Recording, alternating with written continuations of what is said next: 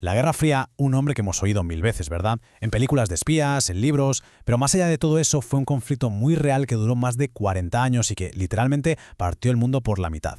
Y aquí va la pregunta del millón. ¿Qué fue exactamente la Guerra Fría?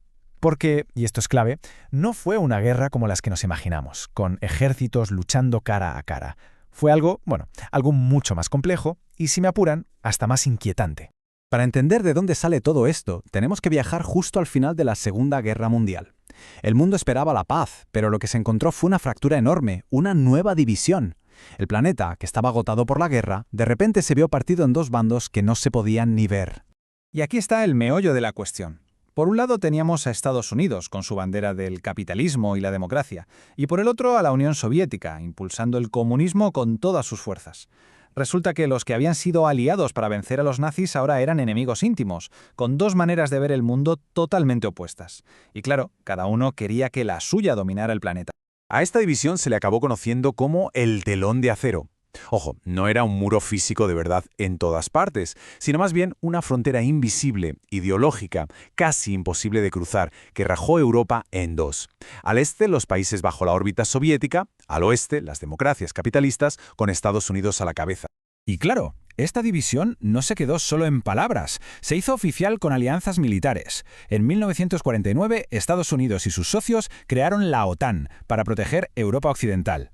¿La respuesta de la Unión Soviética? Pues en 1955 creó el Pacto de Varsovia, juntando a todos sus países satélite. El tablero de ajedrez ya estaba montado. Pero a ver, ¿cómo se pelea en una guerra de este tipo? Porque lo más curioso es que, a pesar de que se odiaban a muerte, las dos superpotencias hicieron todo lo posible por no enfrentarse directamente en el campo de batalla. Es la gran pregunta, ¿no? Si había tanta tensión, tanto armamento, ¿por qué nunca estalló una guerra caliente entre ellos? La respuesta cambió las reglas del juego para siempre. La razón es una palabra: atómica.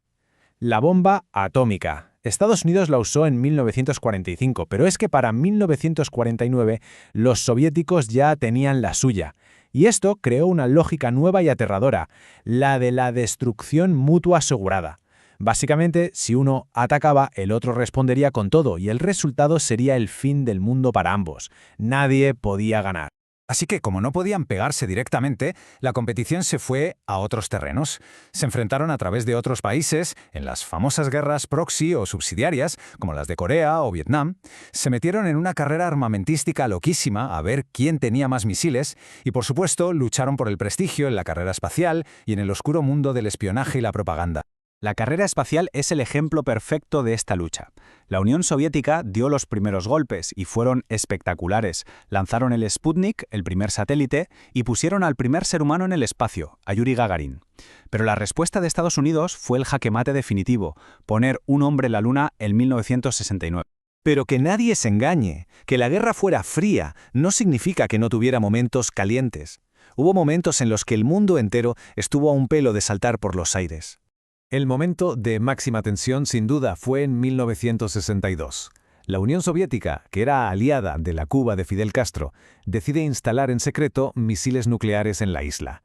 De repente, por primera vez, las principales ciudades de Estados Unidos estaban a solo unos minutos de un ataque nuclear. Y no es ninguna exageración. Casi todos los historiadores están de acuerdo. Ese fue probablemente el momento en que la humanidad estuvo más cerca de autodestruirse en una guerra nuclear. El planeta entero contuvo el aliento durante 13 días. Por suerte, el desastre se evitó por los pelos. Hubo un bloqueo naval a Cuba muy tenso, negociaciones al límite y, al final, un acuerdo. La parte pública fue que la URSS quitaba los misiles y Estados Unidos prometía no invadir Cuba. Lo que no se dijo en su momento es que, en secreto, Estados Unidos también aceptó retirar sus propios misiles de Turquía. Pasan las décadas de tensión, y poco a poco, uno de los dos gigantes empieza a dar señales de agotamiento. El foco de la historia se mueve ahora hacia los problemas que estaban pudriendo a la Unión Soviética por dentro. Para la década de los 80, la diferencia económica era ya un abismo. Mientras la economía de Estados Unidos crecía e innovaba, la economía planificada soviética estaba completamente estancada. Sencillamente no podía seguir el ritmo de la carrera armamentística y al mismo tiempo dar a su gente lo que necesitaba. No fue una sola cosa, fue una tormenta perfecta. el gasto militar era una sangría, la guerra de Afganistán se convirtió en un desastre carísimo, los precios del petróleo cayeron en picado, lo que les dejó sin ingresos, y la economía simplemente ya no daba más de sí. Y en esas llega un nuevo líder soviético, Mikhail Gorbachev, que intenta una jugada a la desesperada para salvar el sistema.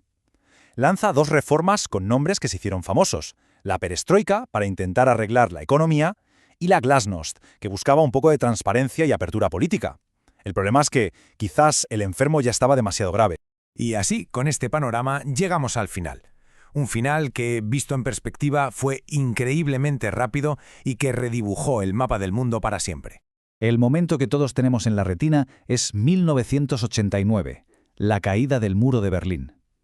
Ese muro que había partido una ciudad y simbolizado la división del mundo durante casi 30 años, se vino abajo. Fue el principio del fin. A partir de ahí, todo fue como un dominó.